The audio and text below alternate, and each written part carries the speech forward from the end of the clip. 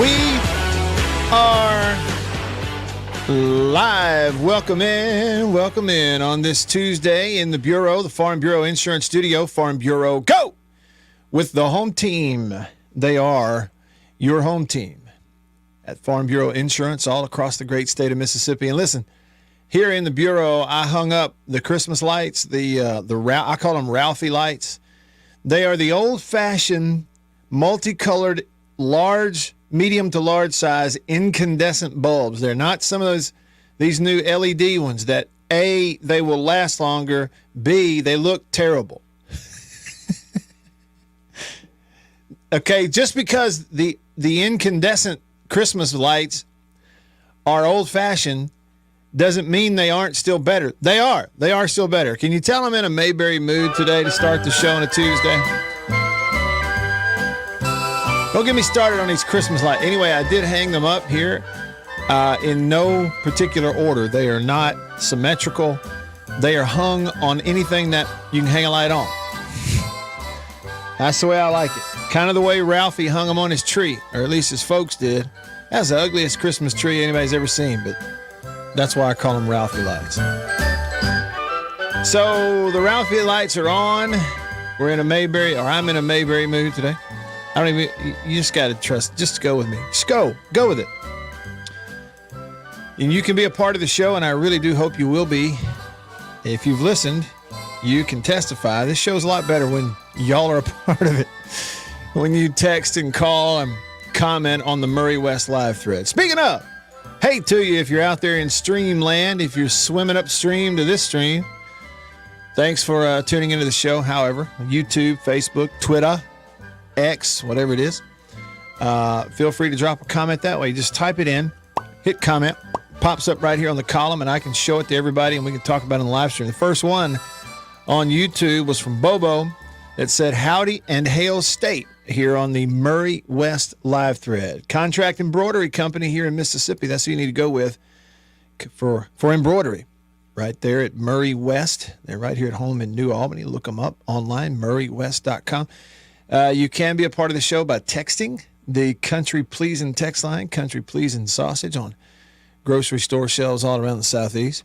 It is the best. I did what I said I was going to do. I opened up that package of original smoked sausage. Dove into that. Also, if you're in the live stream, see my hat? Look at my new Country Pleasin' hat.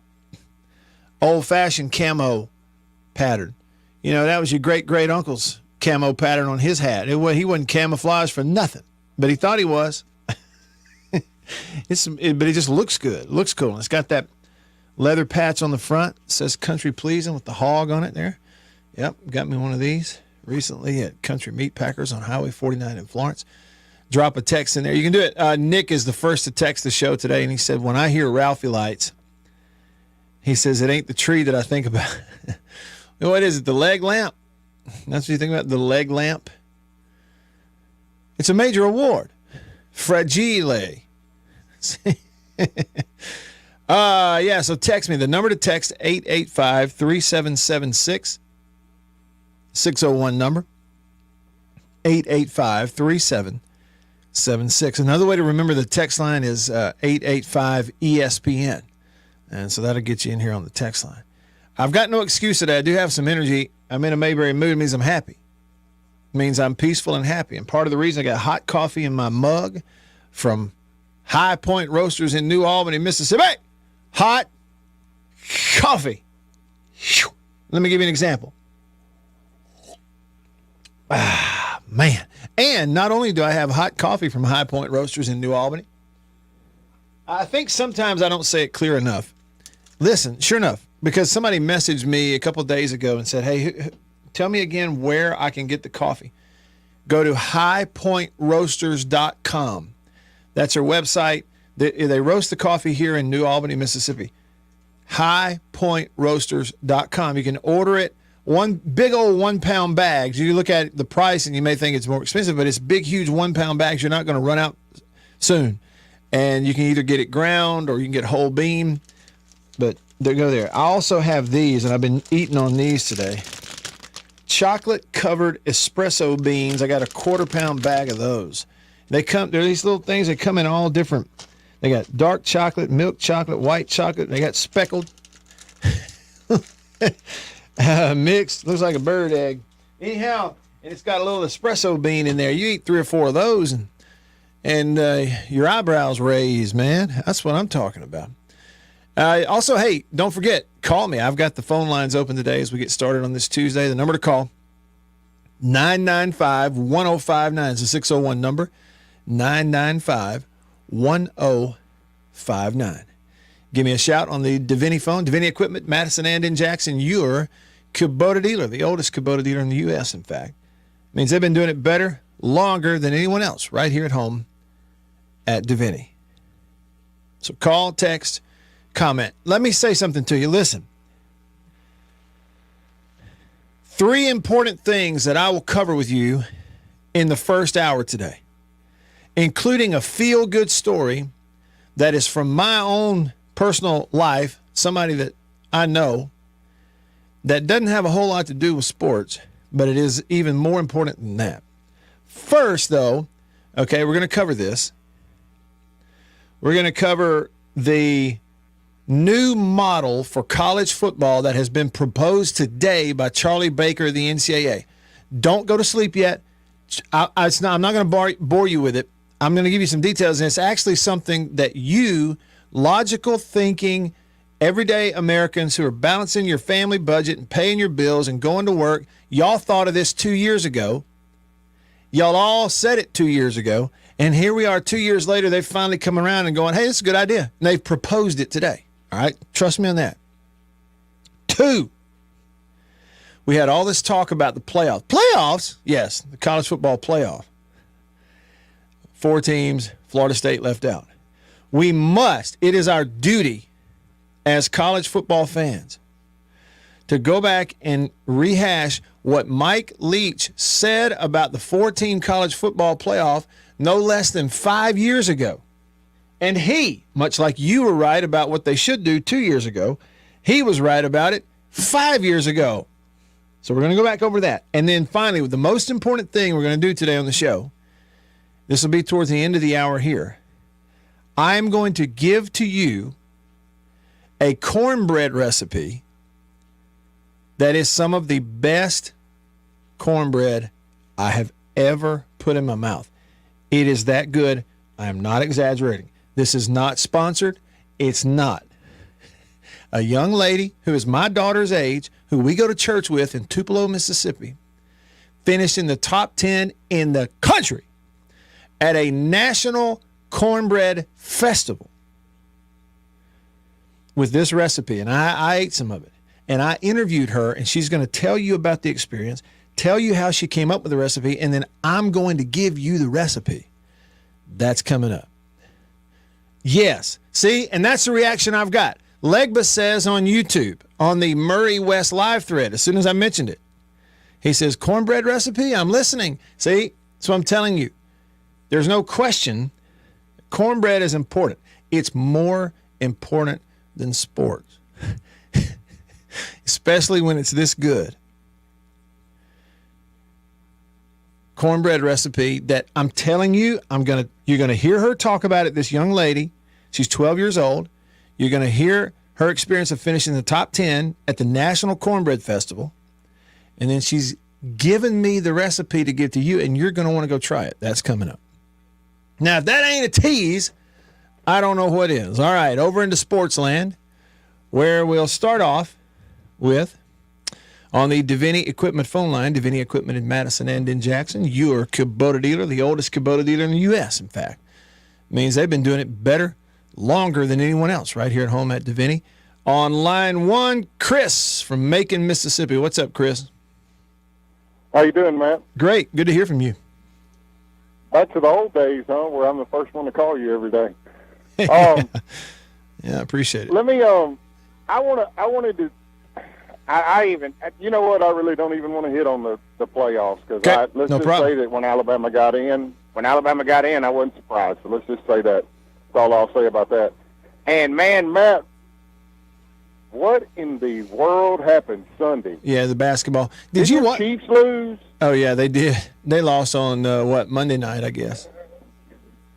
And then, no, it was Sunday night. That was Sunday night, yeah. And then the Eagles just got stomped. I know it. Like, I mean, is that not the biggest revelation of what's going on this year in football? Well, I know. See, look, the 49ers just look like what we all thought they were going to be with all them weapons that they have. Well, and they went and got Chase Young and added him on their defensive line, and that was after they demolished the Cowboys. But see, when they beat the Cowboys by 30 points or whatever it was, or more than that, out in San Francisco, it's early in the year. It's a 49ers home game. This is in Philadelphia. They went and beat them as bad as they beat the Cowboys at home. I couldn't believe it, honestly. Well, I kind of knew it was going to happen, but, I mean... How'd you know that was going to happen? How'd you know they were going to beat the Eagles that bad? Because the Eagles have been living on borrowed time. And I've been saying all year since Jalen Hurts has been coming in and out, being played so hard, and been hurt so much. Yeah. I was surprised to see him come back. That was the biggest thing. I'm like, why would you even come back? Like, you're getting beat by 30. Why would you even come back on the field? Okay. There's no sense in that. Like, to me, that was reckless with your best player. And that security guard, man, I'm gonna tell you what, that was ridiculous. That was absolutely ridiculous. If you want to be on the sidelines, you should not be doing that. And they should have kicked the coach out for that, because this is your man. He shouldn't be touching them players. No, he shouldn't be doing regardless of what's going on. You shouldn't put yourself in that position. Well, control your people better. You do it to the wrong guy at the wrong time, it's going to end up really bad for everybody. Yeah, it is. But, hey, one last thing I was going to ask you. I'm hearing some really weird names and some really strange names. I know you probably don't want to do this. Can you go over the people that are from Mississippi State that are transferring out? Oh, that are leaving? I want to hear it from. Yeah, let's see. Yeah. Okay, so state players that are getting out is what you're saying. Yeah. I mean, I know Will Rogers is leaving, and I kind of figured that was going to happen. But I don't. The ones that are coming in, we'll hear a lot about them later. I just was wondering, because I heard Tulu Griffin was leaving, but I mean, I won't believe it till he leaves, because he did that last year, and I mean, I don't know. Unless he's going to Alabama or something. I don't understand. And some guys change their mind. I mean, they do. Okay, let me tell you what I got here. All right, this is according to 24/7 Sports. Okay, according to 24/7 Sports, starting in mid-November, so not quite a full month ago for this cycle. Sims Price, the running back's going. Jacoby Bellazar, slot receiver. Nakai Poole, receiver. Will James, safety. Of course, Will Rogers. Godey, the tight end's in the portal again. Lasoya, offensive lineman. He transferred to state from Middle Tennessee, played 2 years, I think, here, and now he's gone. And then a kicker named Carson Allen. But that's all that's listed right now. Now, Godey was only here this last year. He didn't play 2 years. No, I was talking about. I was talking about. Okay. I was talking about Lasoya. Lasoya? Yeah, he played at least 2 years. I heard he was from. Well, what's he? Steve said last night on his podcast or Monday when he put out his podcast, that he thinks there's a great chance that Lasoya's going to come back now. Okay. Hey, and that happens. They'll get in the portal. Some of them will get in the portal and come back. And then you've got several. Okay, and Joseph is bringing this up. This was my impression, too, and he's bringing this up on the Murray West live thread on Facebook. He said Tulu is declaring for the draft, and that's what I thought I saw on social media. Is he said he's going in the draft. And then you got Buki and Jet are both moving on, trying to go to the NFL.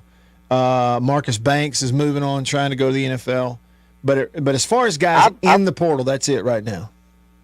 I'm gonna say this: I've heard some chatter through the NFL scene and through what I listened to on the Cowboys that Buki Watson's actually slotted to be close to the bottom of the first round.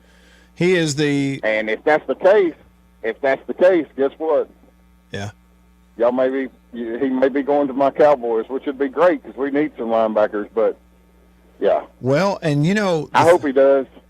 Well, and their short one, Vander Esch, he's probably done for his career. I mean, yeah, he's probably not coming back. And y'all need to pick up Tulu because it looks like y'all need some wide receiver help. Yeah, they need some help. Y'all's wide receivers it's Kelsey and who? Exactly, and Kelsey's just kind of been running around on one leg most of the year, whether anybody talks about it or not. But that's what happens when you have a quarterback who eats up all your money. And that's one thing too. We'll talk about it as we get down the road, Chris. But Dak is up for a new extension, whatever you want to call it, coming up this year, after this year with the Cowboys. And if he's smart, I say if he's smart, if his agents are smart, if they handle it right, he needs to look really closely at what Brady always did with the Patriots, and that is figure out ways to help the team get players now with some assurances that you'll get your money kind of on the back end of it, as opposed to getting it all now and hindering the team's ability to go out here and put a team around you.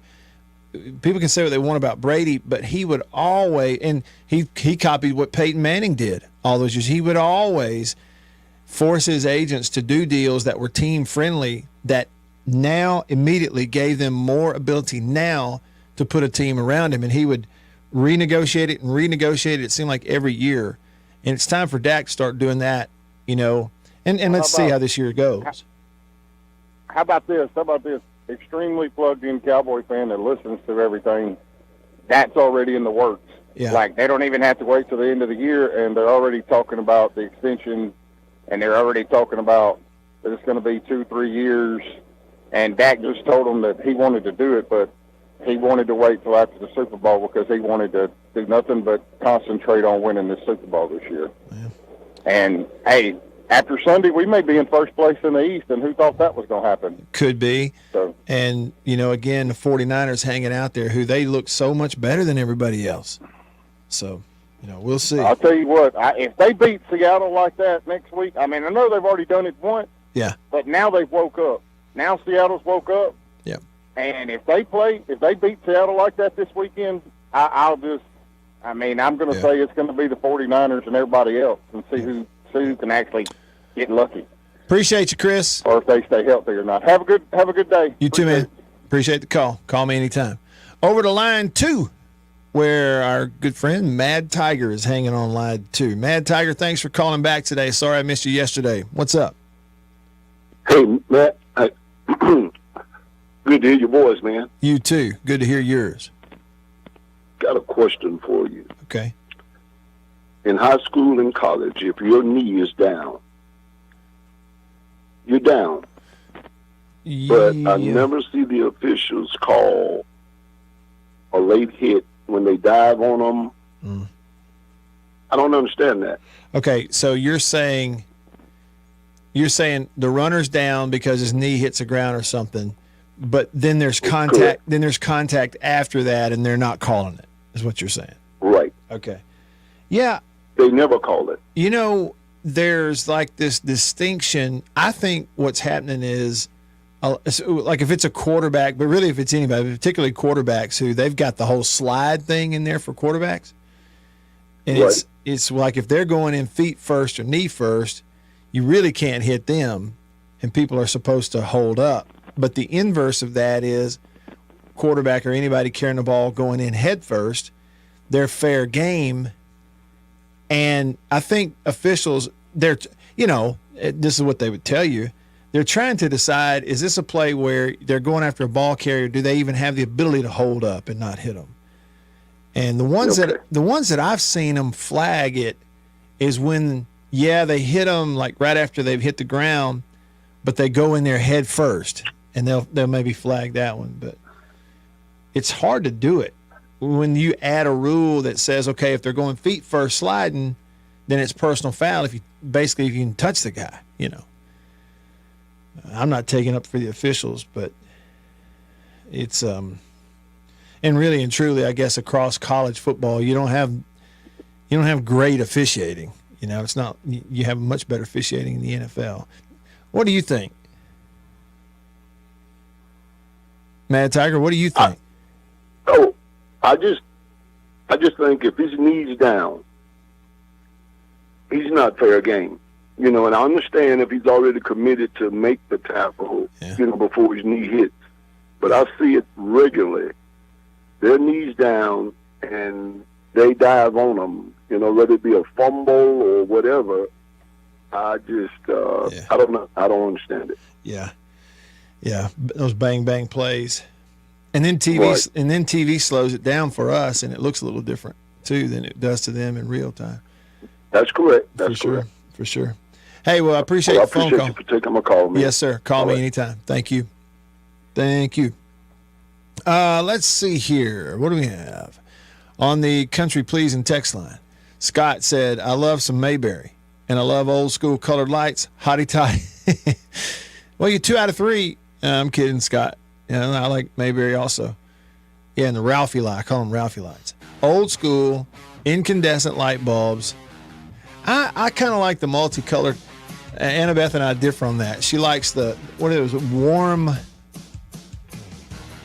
not clear, but the warm color, like, what do they call it? Soft, warm, incandescent light bulbs. That's what she wants. I kind of like the multicolored ones. The LED ones, though, like a lot of places, that's all they're selling now. It's hard to buy the old ones in some places. Unless you look real hard. All right, just getting started with y'all here on this Tuesday in the Bureau, the Farm Bureau Insurance Studio. Off to a good start. A bunch of phone calls, comments, and otherwise. We'll hit a bunch of those texts and comments coming up right after this. I'm Matt. Stick around.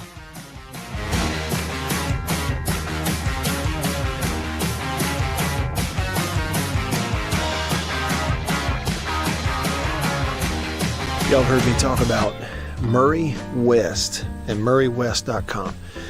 They made the hat that I'm wearing. Got the Natchez Trace logo on it. I've told you a little bit about what they are. Contract embroidery company here in Mississippi. Started back in 1996, family owned. They do a phenomenal job, and I got to go visit their place up in New Albany. Let me show you a little bit about it.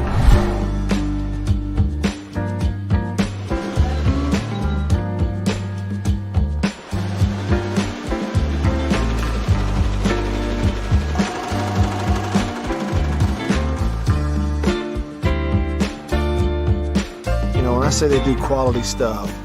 They really do. And so custom apparel, team stuff, I mean, really and truly, just about every high school in the state is sending their embroidered, team gear, jackets, shirts, hats, stuff.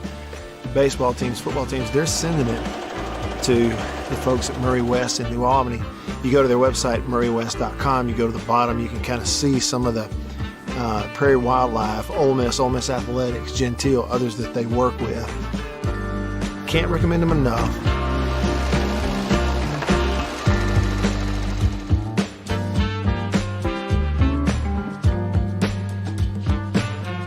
If you need your logo printed, embroidered, sewn on to anything, custom apparel and other stuff, make sure you go there.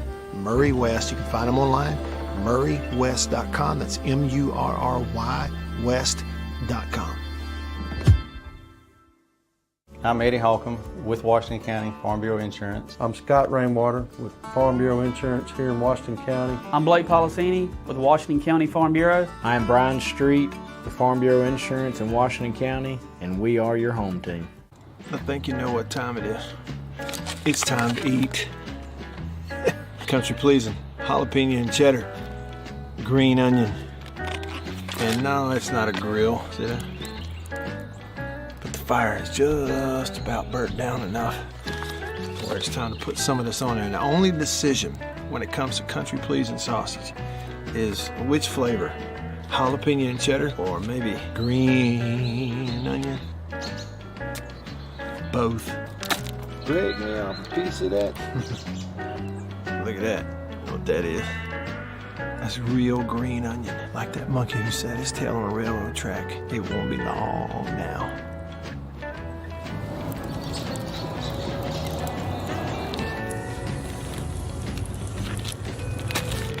Country Pleasing sausage, these flavors, and many, many others.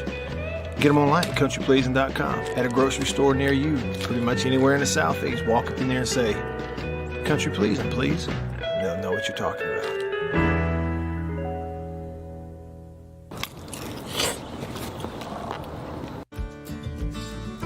I was born and raised in Greenville. I've always called Greenville home.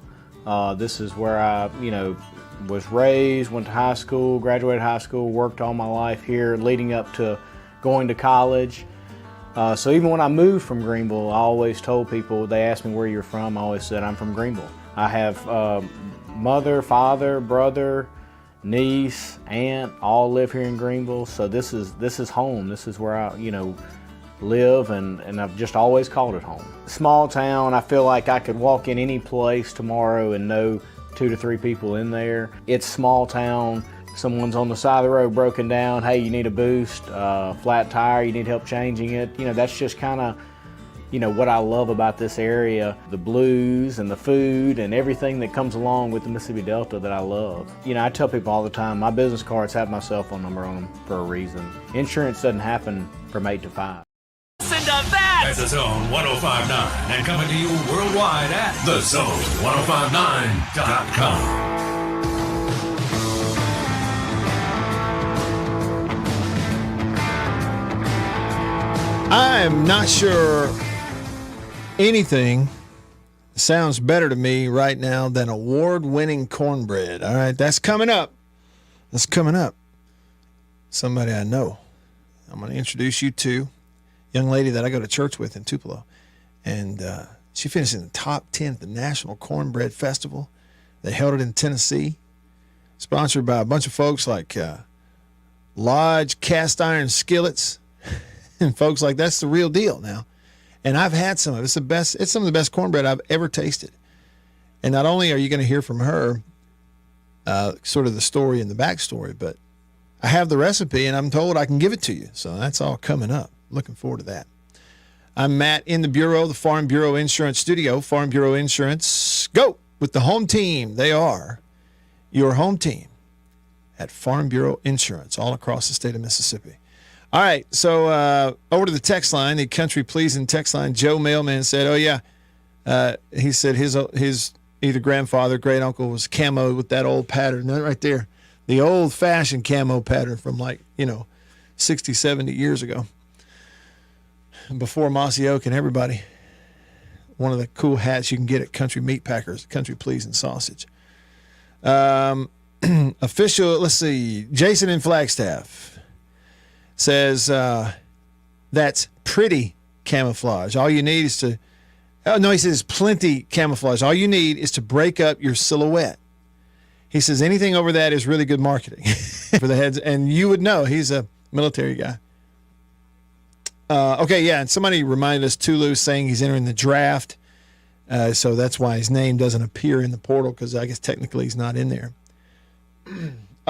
Steven texts and asked Matt, have you heard anything on defensive coordinator possibilities at State? It seems like we need to get someone hired ASAP. Yeah, as far as possibilities, I'm kind of like you. Names that you've heard are probably names that I've heard. And like DJ Durkin, Jeff Collins, I was really intrigued by Jeff. And I hadn't tried to reach out to him or anything, respecting privacy, whatever. Maybe I should do that, but I would be really excited about that. I just don't know. Part of me thinks, well, it seems like it's been a while, okay? Because, and if you believe, well, it's been a little while or longer than it should be, then you might think somebody's turned you down at some point, and then you're moving through your list. But I don't know any of that. That's just kind of, you and I doing the best we can to read the tea leaves. Regarding Christmas lights, Rhino says you should have white lights inside, colored lights outside. See, I like these multicolored lights. I put them in my office.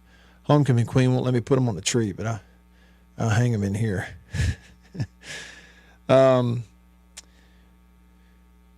Yeah, regarding what Mad Tiger was calling in about quarterbacks and others getting hit after the knees down, Nick says, in last night's game, Cincinnati quarterback was scrambling. Jaguars linebacker led up to avoid the penalty, thinking he was going to slide. The guy winds up getting 21 yards, and they kick the game-winning field goal.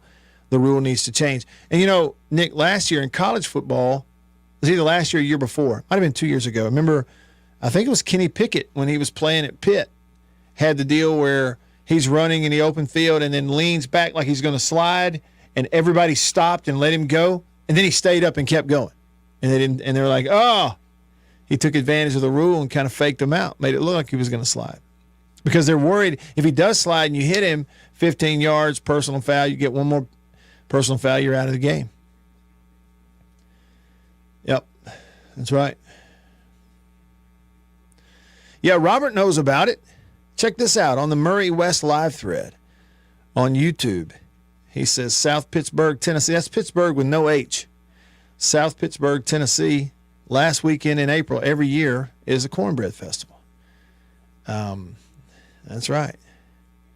And he also brought up another point. He is right about this. He says, regarding Mississippi State, he says, we have been blessed with great linebackers over the years. He says Daniel Boyd was his favorite. Of course, we had Barron Simpson, who was I got to be a teammate of his during our time at State. Barron's a great person and great player. Played in the CFL. He was Defensive Player of the Year up there. And you're right. State's always had really good guys like Mario Hagan and others over the years. And Hagan was one of those. He could line up defensive end, pass rush, or play middle linebacker. He could do it all. But you're right. State's been really blessed with linebackers over the years for sure. Hey, listen, before I go too much further, let me get this story in your face and in your lap, and then you can do with it what you want. It is significant, though, okay?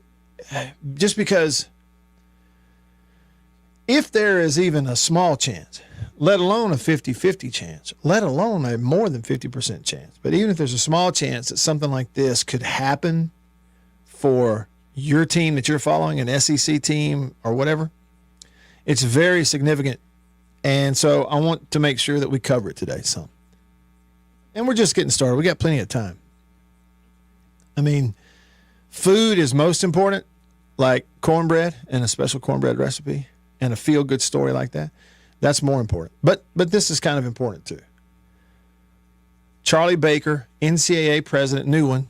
This is his first year as the NCAA pres. He is proposing that a certain group of FBS schools, football bowl subdivision schools, have the ability to not break away completely, but to group up themselves, make some rules for themselves, make their own rules for themselves, including, instead of relying on third-party collectives to funnel money to the players as a way to pay them, setting up a structure where these schools can be a part of that group if they set up a fund, a trust fund that is available to these folks at some point upon graduation. Now, does that sound familiar? It does, doesn't it? Yeah, because for years, I mean, even 5 years ago, I remember, like on this show, we were going, hey, what if there was, if you're going to pay them, what if there was money available to them if they were in good standing and graduated on time and weren't suspended and they had good grades, they finished their career, and then boom, now the money's yours. This is basically a version of that. We were talking about it a long time ago, but here it is. This is the NCAA president himself who is proposing this, has sent out the letters to the schools and says, we need to consider doing this. That's why it's significant, is because if there is even a chance that this could go through, it could work, number one, but number two, it almost eliminates collectives. Here's a few things. So just hang in there. Let me give you the info, and then we're going to move on. These changes he's proposing: creating a subdivision of Division I, okay, the top level, that affords that subdivision of schools the freedom to make their own policies, gives them the ability to compensate athletes in innovative and consequential ways. His quote was, "It's time for us to offer our own forward-looking framework." That's Charlie Baker, NCAA president. Within the framework of Title IX, in other words, what he's proposing would satisfy Title IX, would almost shield these schools who are floating all this money to their football team. It would almost shield them and protect them and put it above board where it would protect them a little bit from Title IX lawsuits. Within the framework of Title IX, if you don't know what that is, you're just going to have to read about it. This is a plan for the investment of at least $30,000 per year into an enhanced educational trust fund for at least half of that school's eligible student athletes.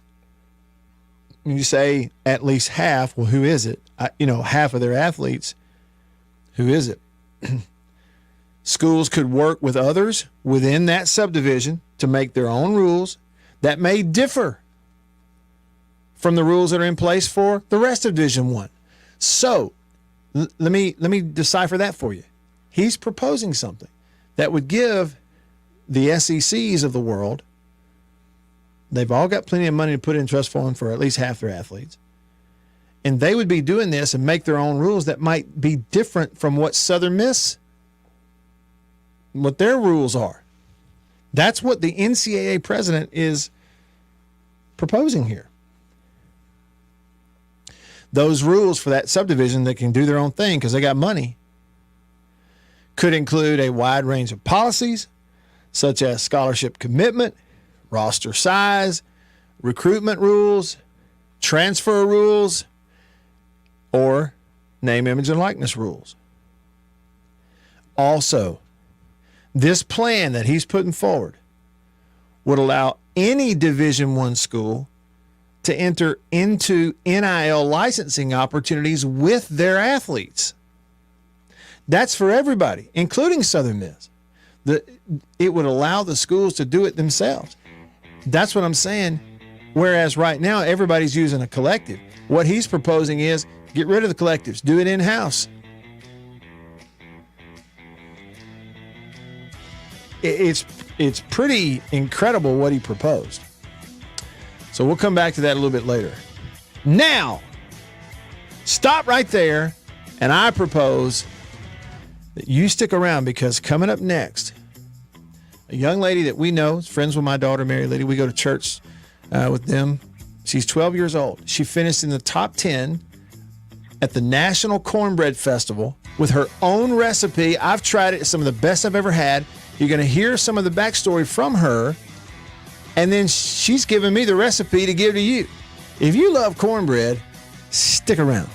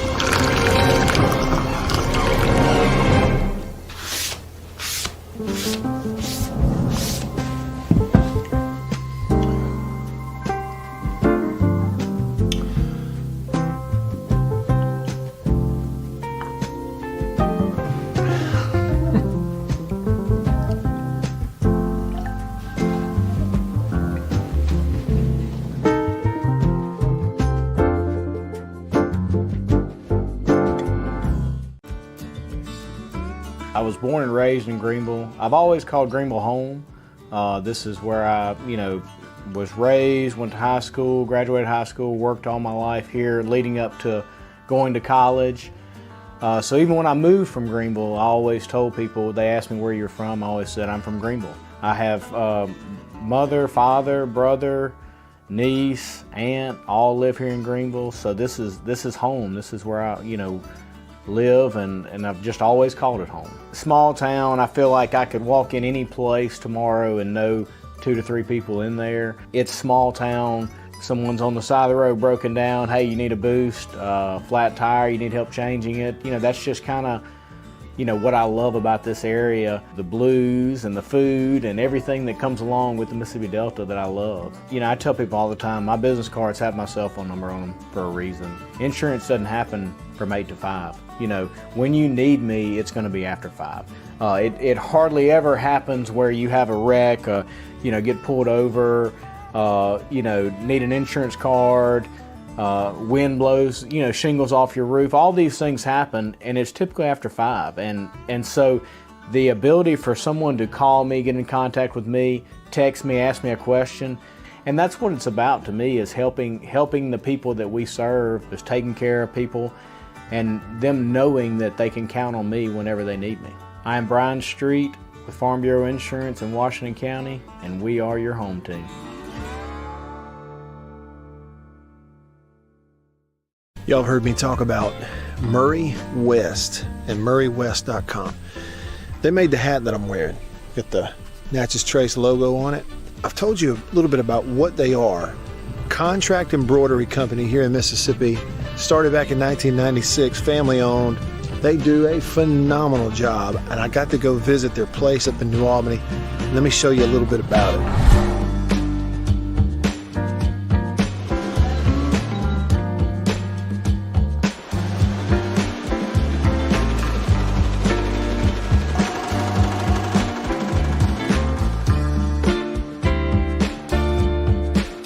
I say they do quality stuff.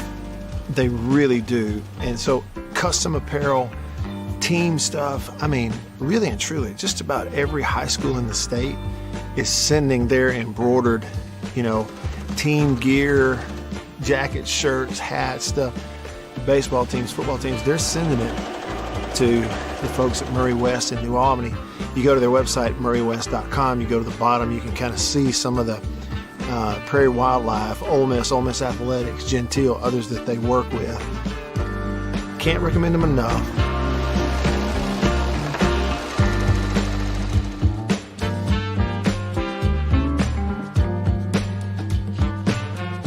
If you need your logo, or even losing a game, you're going to hear about them all and get to talk about it with Matt Wyatt right here, right now on the Zone 105.9 and worldwide at thezone1059.com. I agree, J-Rock. A text from J-Rock on the Country Pleasin' text line. Country Pleasin' sausage on grocery store shelves all around the Southeast. He says, hey, Matt, good cornbread, unlike sports, won't let you down.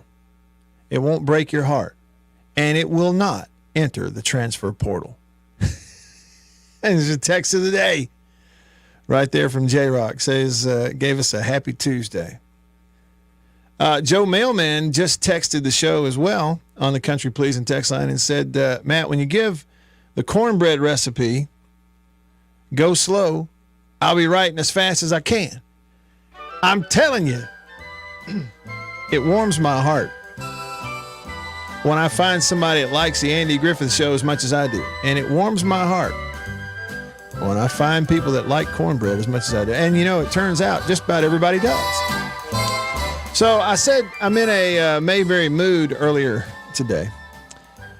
And so let's continue that. I'm in a cornbread mood, more importantly. Okay, this is a really neat story. This young lady's name is Olivia Hope Chambers. She and her family, we get to go to church together in Tupelo, and Olivia's friends with Mary Liddy, and Annabeth's friends with Olivia's mom, Ann, and we've gotten to know each other.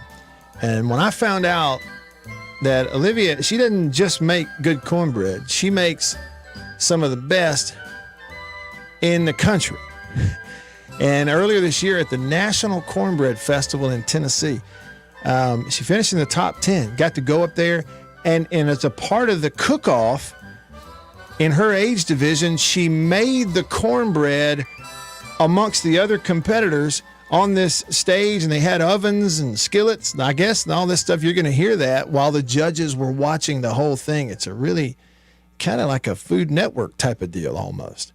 Well, I got a chance to sit down and talk with Olivia about it. So she's going to you're going to hear the backstory from 12-year-old Olivia Hope Chambers, top 10 cornbread cook, okay, in her age division. You're going to hear some of the backstory, and stick around. She's given me the recipe to give to you. So here's my conversation with Olivia. Describe for me the experience going to the cornbread competition.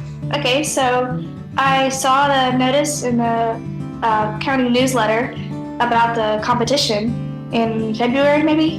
We looked into it, and I started working on the recipe and cooking it, practicing cooking it. And we submitted the recipe, and I got chosen as one of the top 10. So we went to Tennessee. Well, we practiced cooking it several times, the plating, and we went to Tennessee, and we got there the day before, and we kind of walked around the festival, just had fun, enjoyed it. And then the next day, we got all of the ingredients ready in the hotel room out, and then we took them to the contest and got seats and got everything ready to get started, and kind of looked around, saw what we were going to be doing, where we were going to be cooking. And I was in the second half, so 5 of us cooked first, and then the other 5 of us cooked second. And so I was in the 5 that cooked second, so I got to see the first 5 cook before me, and that was helpful. You cooked in the second sort of session at the competition, right? Yes, sir, because there were only 5 stoves up on the stage. So describe for me, kind of take me into that moment and kind of tell me how you remember it, like being there and you're cooking and how it was all going at that time. I had done it so many times, I pretty much had the recipe memorized, yet I was still scared I was going to forget something. So, of course, I was looking it over. And the judges were up on the stage kind of above us, but they walked around and talked to us, asked us questions while we were cooking, gave us tips, told us what they liked, what they liked that we were doing. Then once we had it out of the oven and on the plate, we just took it up to the table and let them see it and try it. And then they called all of the 10 to stand in front of the stage, and they gave us all a basket with a skillet in it and some things from the Lodge store. It was sponsored by, one of the sponsors was Lodge, so they gave out a bunch of stuff in the baskets for the top 10. What was it like watching these judges taste and eat the cornbread that you made? What was that like? I think I was trying not to watch, but I knew that I had done it so many times, and I didn't think I had done anything wrong. So I wasn't too nervous, but some of the others looked really, really nice. And yeah, it was really fun. As far as like where you placed and in what group, like what was the final result? So there was the first, second, third, and I was an honorable mention. Awesome. And that was that like in your age group or like overall? It was 4th through 6th grade for the 10 of us. We were 4th through 6th grade. What can you tell me about your recipe of cornbread, and like, is it a secret? Do you keep it a secret? I do not. Okay, so what's your recipe for cornbread like? So it's spicy and it's not too sweet. I don't like sweet cornbread, but it's got a bunch of peppers in it. It's got jalapenos, orange peppers, red bell peppers, and basil in it. And I think that's the most unique, and also honey instead of sugar. My grandmother never made sweet cornbread, so I'm used to eating cornbread that's not sweet. But she would add, I think, about a tablespoon of sugar, maybe. So see, in my final recipe, I've got 1 tablespoon of honey instead of the sugar. So that was interesting. And then I drizzled honey on the top for the presentation. And there's no egg also. I think that's interesting. Okay. You know, I've tasted it before, so I know how good it is, but it sounds so good when you describe it. Drizzling honey over it, which is something that I don't think I've ever heard that before with cornbread. That is so unique. How'd you come up with that?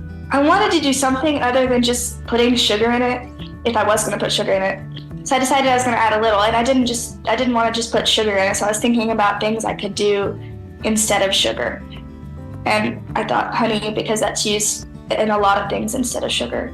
And my mom wasn't too sure about it. And just let me try it one time and see how it turns out. That's what we did. Have you always cooked? Have you always liked cooking? I have. Pretty much since I was little, I would watch cooking shows.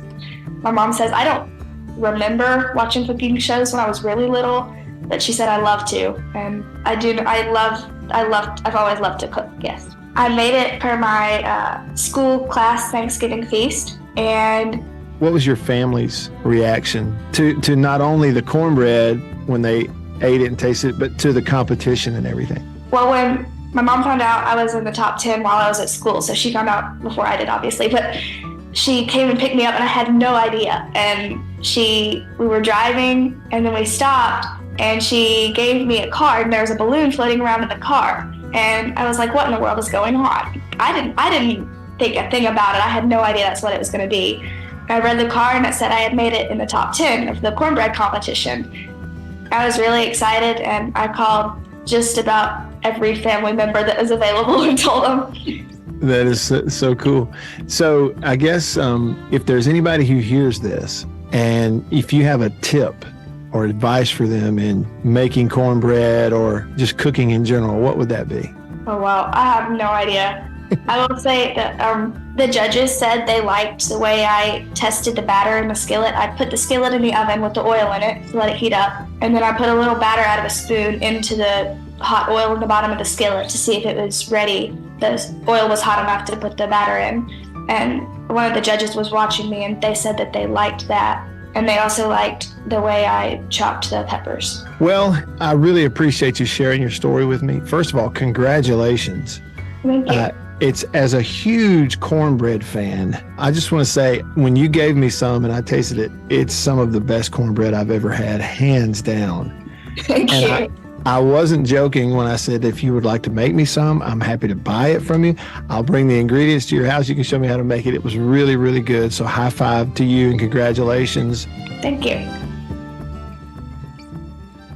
All right. Hope you enjoyed that. That's a conversation with Olivia Hope Chambers, 12 years old, Tupelo, Mississippi, really Belden, which is Tupelo.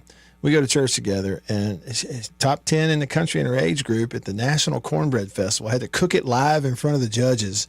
I tasted some, and I'm just telling you, phenomenal. So I'm going to read you the recipe, and with their permission, I'm going to post it on Twitter too coming up. I'm Radio Wyatt. But I'm going to go fast. I know you're trying to write it down. But it's a cup of white self-rising cornmeal, a cup of yellow self-rising cornmeal, 2 tablespoons all-purpose flour, half teaspoon of baking soda. Sorry about that, half teaspoon baking soda. 2 tablespoons freeze-dried basil, 2 mini sweet orange peppers, or about 3 tablespoons chopped up, 2 jalapenos, or about 6 tablespoons seeded and chopped up, 4 tablespoons red bell pepper chopped, 1 2/3 cup of whole buttermilk. That's 1 2/3 cup buttermilk. 1/3 cup of vegetable oil, 1 tablespoon of honey, as she mentioned, and then 3 tablespoons of vegetable oil for the skillet. That's just for the skillet. It says to preheat that oven to 400 degrees Fahrenheit. Put 3 tablespoons of vegetable oil in the Lodge 9-inch cast iron skillet. Coat sides and the bottom. Put it in there, let it preheat while it's preheating. Mix the dry ingredients together in a bowl.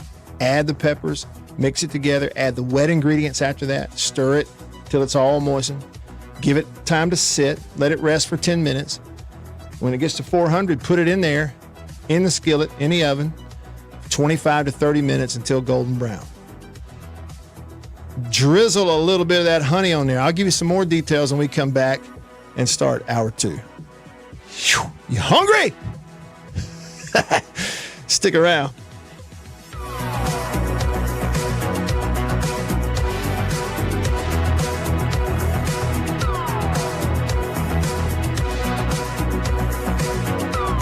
I'm Eddie Holcomb with Washington County Farm Bureau Insurance. I'm Scott Rainwater with Farm Bureau Insurance here in Washington County. I'm Blake Policini with Washington County Farm Bureau. I'm Brian Street with Farm Bureau Insurance in Washington County, and we are your home team.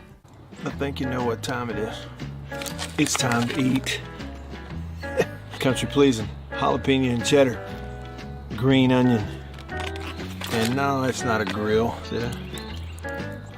But the fire is just about burnt down enough where it's time to put some of this on there. And the only decision when it comes to country pleasing sausage is which flavor, jalapeno and cheddar or maybe green onion. Both. Break me off a piece of that. Look at that. What that is. That's real green onion. Like that monkey who set his tail on a railroad track. It won't be long now.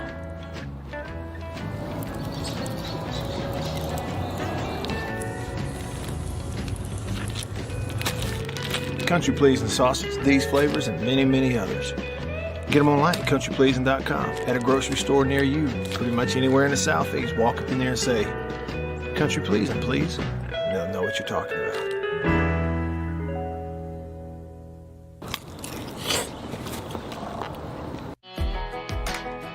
Grew up on a family farm out past Leland, just born and raised here in the Mississippi Delta. Never really thought about moving out. You know, it's where my roots are. Our family's a big sports family. It was 4 boys and 1 girl, and all 4 of us boys went and played ball at Delta Community College. My dad, he's always been honestly a role model of mine. He's farmed his whole life. We attend St. James Catholic Church in Leland, where we went to church my whole life, and then now continuing my family, me and my wife and my 3 kids. Being a Christian is everything for me and my family. Being born and raised here in this area, there's just something about this area. I mean, when you pull into it, you don't see a whole lot, but being born and raised here and the farm families and just the people that grew up here, the people that you see here, you see in the grocery store, you go to church with, small town community, you're gonna run into people that you know. It puts a smile on your face knowing that you know the people in your area, in your community. Get to know them as friends and now bring them in to my office here and creating that relationship, extending it on, getting them as insureds, as customers of mine, who I call friend. I'm Blake Policini with Washington County Farm Bureau, and we are the home team.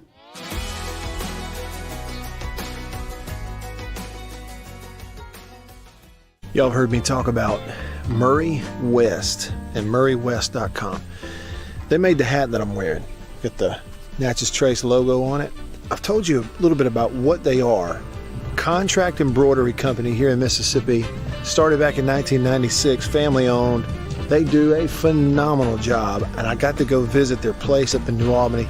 Let me show you a little bit about it.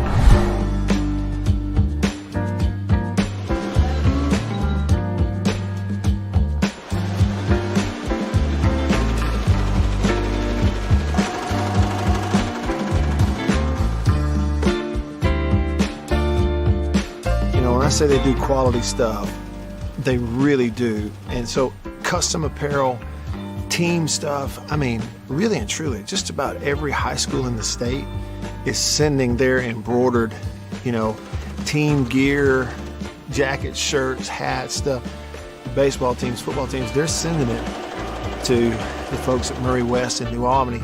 You go to their website, murraywest.com, you go to the bottom, you can kind of see some of the Prairie Wildlife, Ole Miss Athletics, Gentile, others that they work with. Can't recommend them enough.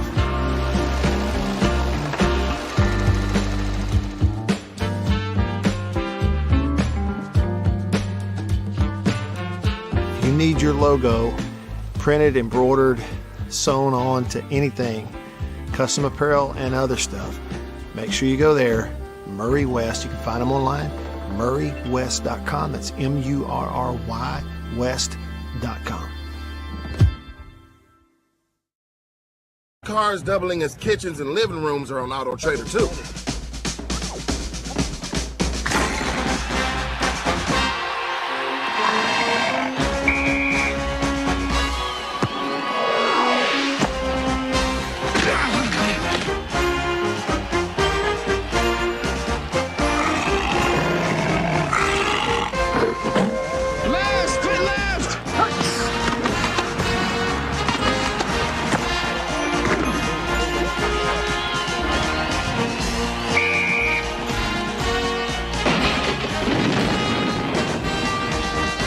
Today's game from Tuscaloosa, Alabama.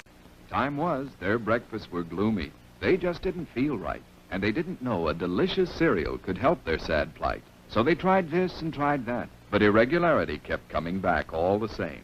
For as often the case, lack of bulk in their diet was actually to blame. Once at the grocer's, the wife was so drooping and sagging that a neighbor said, "Get on Kellogg's All-Bran wagon. Why, All-Bran has a flavor that's scrumptious to eat. So rich and nut-like, makes breakfast a treat. And of course, Kellogg's All-Bran can help you each day to youthful regularity, the dietary way." "Well, it might do some good," said the wife with a sigh. "Guess I'll get some All-Bran and give it a try." Soon, breakfasts at her house were happy and bright, for delicious. and live at the Zone 105.9 and worldwide. Now, here we go. At the Zone1059.com.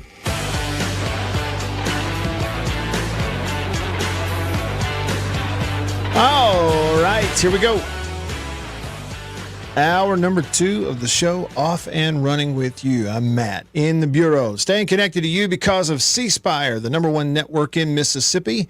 C Spire, customer inspired. For those that were tuning in at the end of hour 1 and you heard the interview with young Olivia, who was in the top 10 in the national at the National Cornbread Festival cook-off. She was in the top 10, got to go up there, and she made her cornbread recipe in front of the judges and while everybody else was cooking too. And it's just a really neat, I'm fascinated with that kind. I'm just absolutely fascinated with it. Love it. And part of the reason is we go to church with them, and I did get a sample of it. It is really good. And I'd like to try to make it myself. So several have mentioned, they said, hey, go slow when you read the cornbread recipe. Well, I was sort of running out of time, and I know I sped through it. So for you, Joe, Mailman, and CWR, and others, Legba, who you were writing it down, with Olivia's permission, I posted her cornbread recipe on Twitter, Radio Wyatt, Twitter/X, whatever.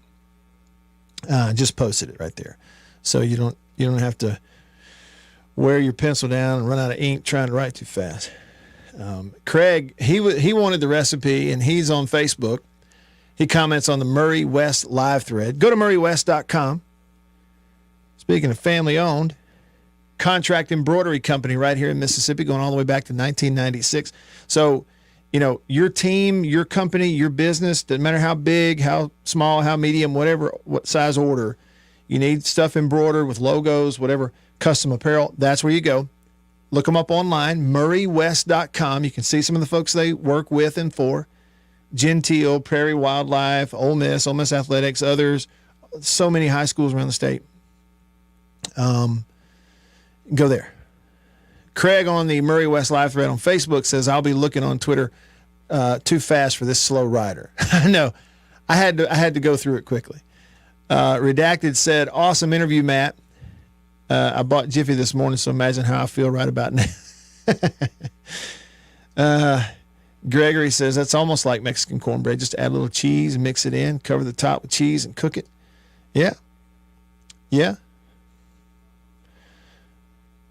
I guess so. Sandra on Facebook said, Olivia is the best. She's an amazing young lady. I love her lots. Hey, and she really is. Exceptional. I tell you, maybe your church is this way too, but I got to brag on First Baptist Church Tupelo. We have some exceptional kids in our church. I mean, in lots of different ways, but she's one of them. My dad was listening to that interview, tuning in online down in Dothan, Alabama, and he texted me and said, here, I'll pull it up on my iPhone from C Spire. He texted me and it said, Olivia will be a good cook, but she's an excellent speaker. I would encourage her to pursue public speaking. She's a neat kid for sure. He's right about that. RT says during the interview, she makes me proud to be a dad and an American. That's why your show is the best. I want bean soup with ham hocks and cornbread right now. I'm with you. That sounds really good. RT, if you make some, shoot me a pin. I'll be there shortly. Grumpy texts the show. What's up, Grumpy? Hey, speaking of nice people, I don't know that we covered this. I have a poor memory right now. Hey, B. Hey, Matt Wyatt. Did we talk about it on the air yet, what Grumpy did for you? I don't think so. Okay. I knew you and I talked about it. Okay, so we didn't make it on the air with this on Monday because I got a terrible memory. Beaver, you have the floor, sir. Enlighten our listeners on what a great guy, ironically, Grumpy is. Yeah, so last Wednesday, I believe it was, I got done with your show.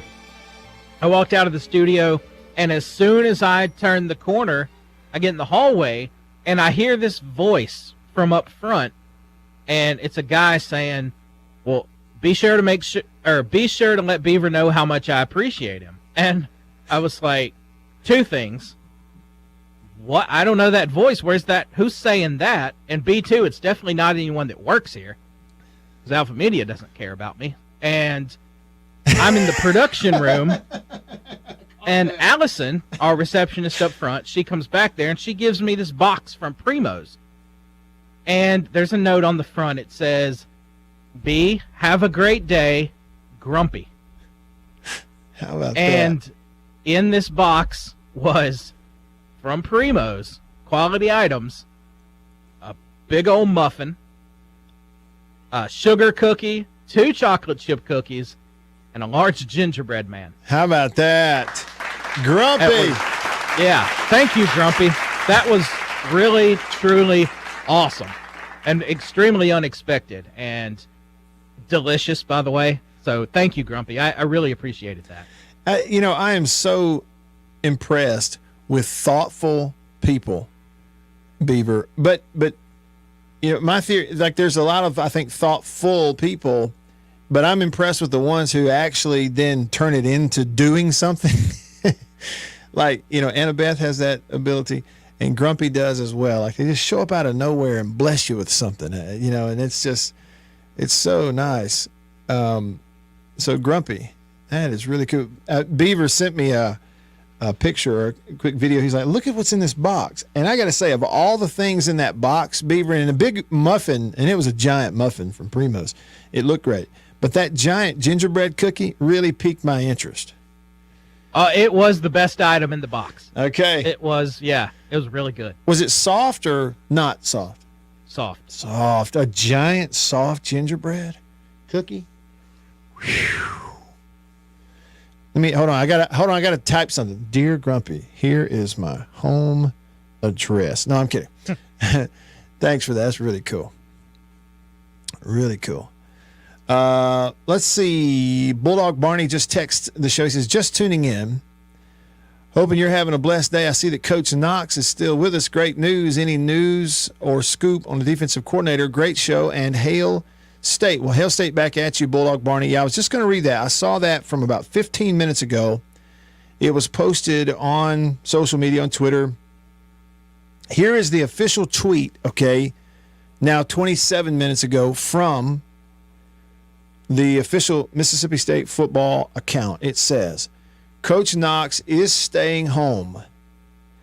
Coach Levy has named Coach Knox the Director of Career and Professional Development and a leader of our new DAWG program. It's spelled D-A-W-G, but it's an acronym. It's D, period, A, period, W, period, G, period. You get the point there. DAWG program, D-A-W-G, all caps with periods. I'm sorry. And so I thought, all right, I'm going to click the link here. Maybe this will spell that out. So here's what that is.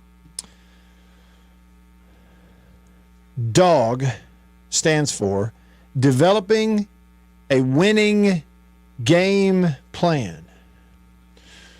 Developing a winning game plan. Game plan would be one word in this case. DAWG, D-A-W-G. Developing a winning game plan. The new program created by head coach Jeff Levy is designed to show the commitment that Mississippi State has to ensure its current players find success on and off the field, while also ensuring our former players know they always have a home at Mississippi State. So that is what that is. So it's a new program. It sounds like it's a, maybe a broad, career / social / personal development type thing, and sort of a liaison to former players.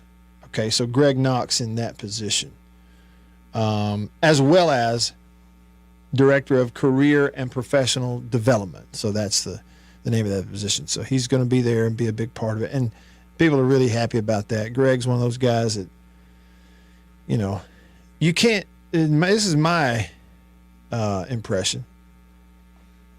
You can't be around Greg Knox and not have a good time. It's like you can't do it.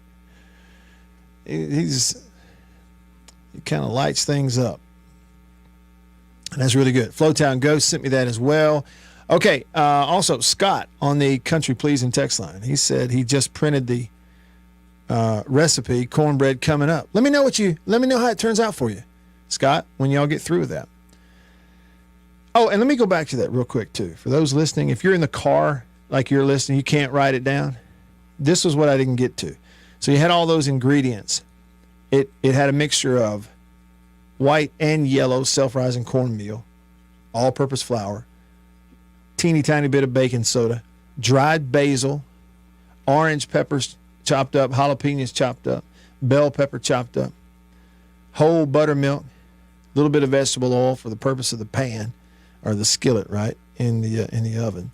1 tablespoon of honey, just a little bit of that to sweeten it, not much. And then 3 tablespoons of vegetable oil for the skillet.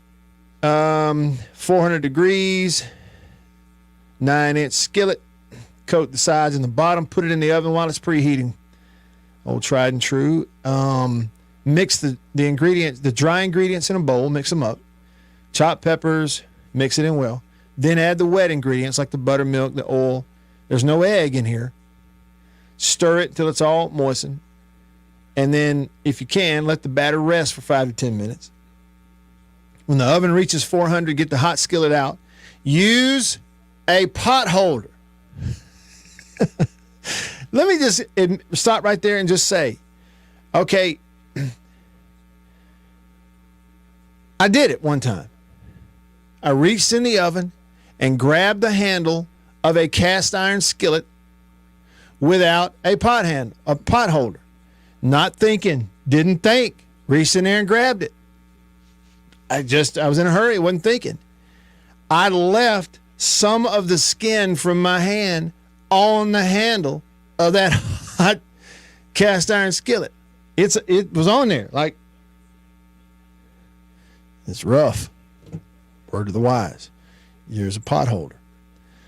You get the hot skillet out, pour in the cornbread mixture, cook it at 400 degrees till golden brown, 20-35 minutes. Here's what I left off. If possible, let the cornbread cool for 10 minutes. Garnish, if desired, with fresh basil, a slice of jalapeno. Yeah, come on. I want it now. And then drizzle it with a little bit of honey.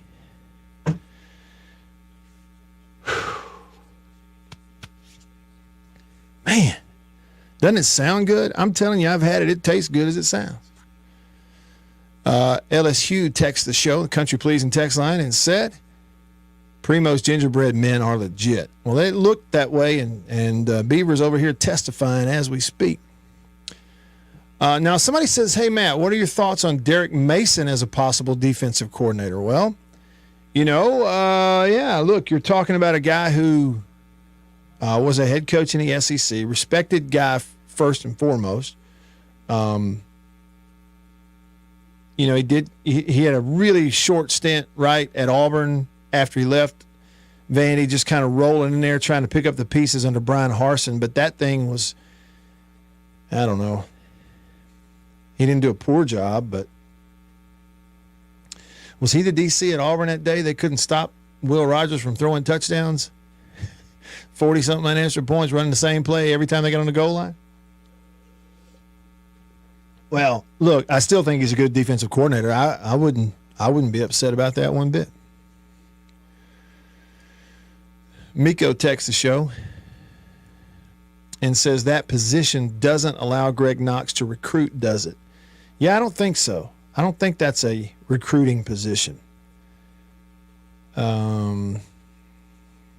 Brad texts the show, Country Pleasing text line, says, yes, there's all kinds of nice people, Matt and Beaver, those that get out in the rain and bring you barbecue from Davini Equipment so you wouldn't have to get out. Like Rodney Dangerfield, no respect, just giving y'all a hard time, love the show. Yeah, Brad, we remember, and thank you very, very much on behalf of everybody.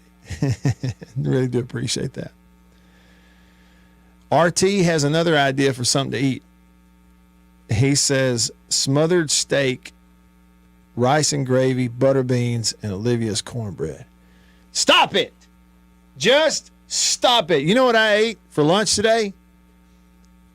Cold leftover Cane's chicken. Now, there are a lot of people who'd be happy to have that. I was happy to have it. Not complaining one bit.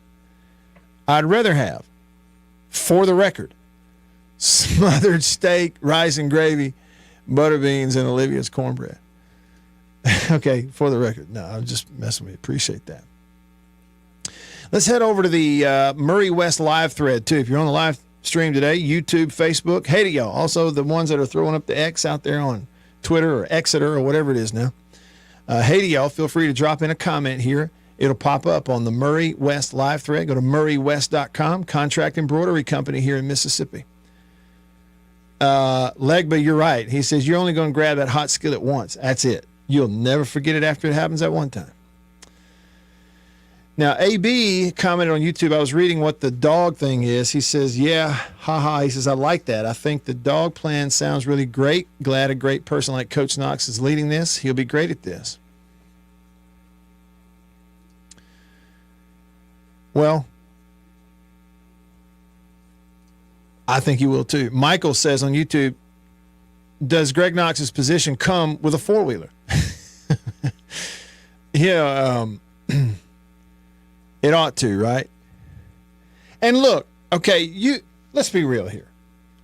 You could tell that Coach Knox hasn't spent just a ton of time riding four-wheelers, right? He wasn't super comfortable on it. He did a pretty good job. And the biggest thing was don't run out there and run over somebody on national television right before the Egg Bowl. Okay, I didn't know what to expect. I'd seen the clip where the week before he pulled up the four-wheeler amongst the players in the locker room. This is different, though. You're out in the open. You're riding it out of the tunnel. And I didn't know what to expect. I kind of thought, now look, this is the last game here this year. So if he rides this thing out to midfield and turns a donut out there, I'm going to love it. Even if it does tear up the logo a little bit. Just go ahead on and do it. I thought, if he comes flying out of there on a four-wheeler, and the players are chasing him, and I'm going to like this. But they didn't risk that. He did ride the four-wheeler out. There's a story behind it, a meaning behind it. It wasn't just for show. But he just sort of boodin' and then turned to the right and got out of everybody's way. And I guess that was the safest route. I guess that made sense. But get that man a four-wheeler and get him comfortable on it. Will described the dog program as the don't blow your NIL money and assume you're going to the NFL plan. I'm going to have to remember that one, Will. And I think there may be a lot of truth in that. Well, but look, with the college sports world the way it is, really and truly, we kind of have to start moving away from this whole thing of going, hey, they're still just kids. They're 19, they're 20, they think they're grown, but they're not. They're still just young. We kind of got to, you got to ramp them up. You got to start in high school. There can be no more, well, he's 18, he's 19. No, you got to get them ready for the real world financially, everything, quick, earlier than you used to. I mean, you just have to. And it's not anybody's fault. It's just the way things have happened. Hey, a couple of more cornbread thoughts here. We got some more coming. I told you, food's more important. Cornbread is a great unifier. Okay.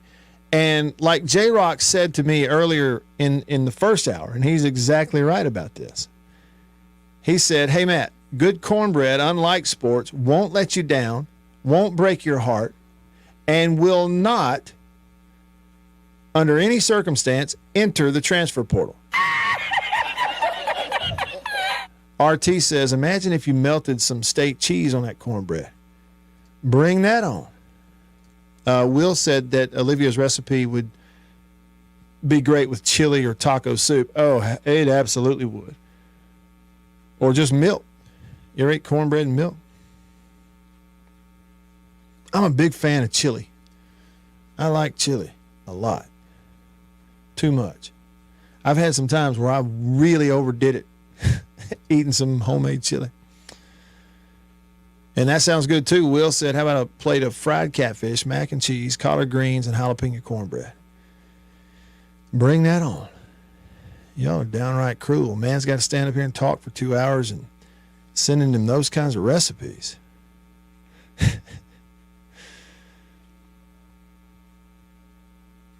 What did RT say? He says, I remember my uncle Shorty McWilliams would grab my collarbone every holiday and I'd say, State only makes good cheese. I'm a rebel. Shorty McWilliams. You know what, RT, that's a blast from the past. And I think there's probably a whole generation of people that we got to make sure they know about people like Shorty McWilliams. It's interesting. It seems like you told me one time before that you were related to him. We used to have an old gentleman from Starkville who I think he was this show, Mr. Ruby. Mr. Roy Ruby used to call this show, and he would tell me that Shorty McWilliams was the greatest athlete he had ever seen. Thanks for sending that name. I hadn't seen that or heard that in a while. Hey, coming up next, do y'all remember what Mike Leach said 5 years ago about the playoff? We're going to harken back on that next and hear it again, because it's our duty to remember that he was absolutely 100% right way before anybody would listen to him about it or take him seriously. Coming up next. Stick around.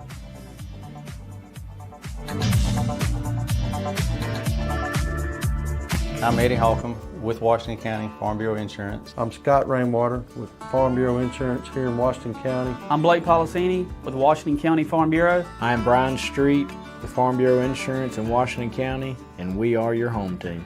Y'all have heard me talk about Murray West and MurrayWest.com. They made the hat that I'm wearing. Got the Natchez Trace logo on it. I've told you a little bit about what they are. Contract embroidery company here in Mississippi. Started back in 1996, family owned. They do a phenomenal job, and I got to go visit their place up in New Albany. Let me show you a little bit about it.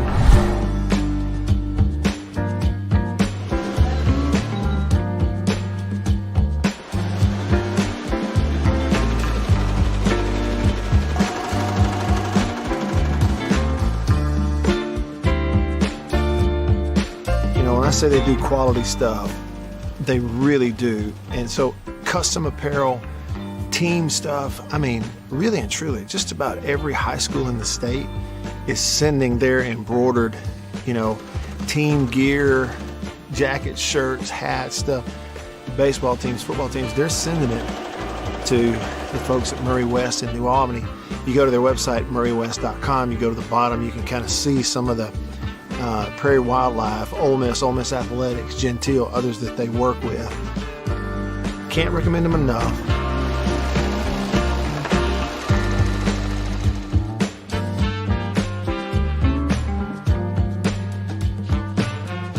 If you need your logo printed, embroidered, sewn on to anything, custom apparel and other stuff, make sure you go there.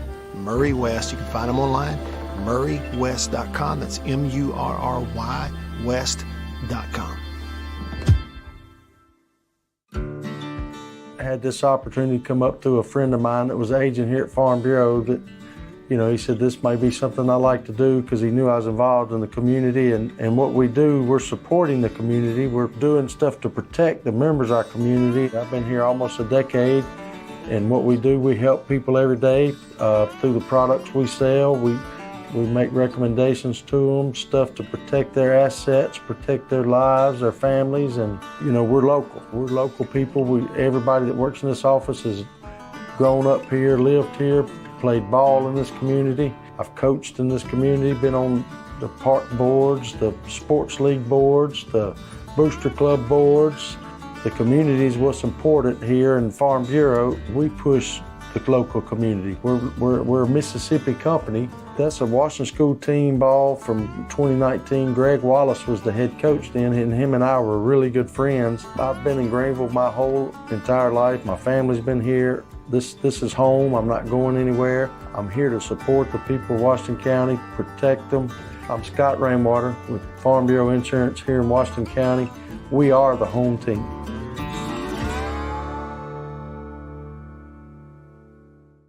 I think you know what time it is.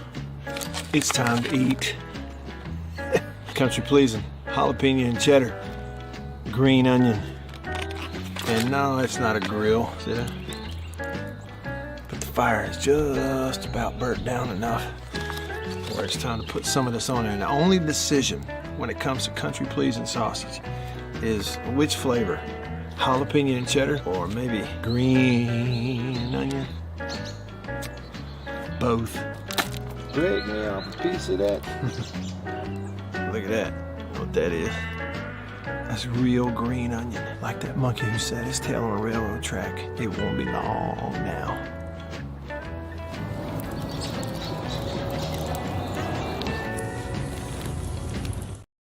And worldwide at thezone1059.com.